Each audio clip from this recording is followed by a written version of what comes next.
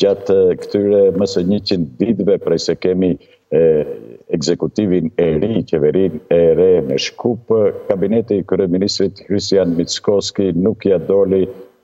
të shënoj këto mëse 100 ditë me ndonjë arritje që do të mbahej mend. Për më tepër kemi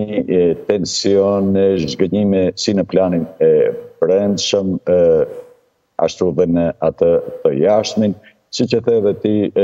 Maqedonia e Veriut u shkëput nga Shqipëria vetëm e vetëm për shkak të mosbërjes së detyrave të shtëpisë, dhe kur e them këtë kam parasysh kokëforcinë e Shkupit zyrtar për të mos bërë ndryshimet kushtetuese, për të mos i përfshirë bullgarët në të, dhe sikur ta kishte bërë këtë, edhe ne këtu në Maqedoninë e Veriut do të ndanim një gëzim të përbashkët si dhe ju në Shqipëri, por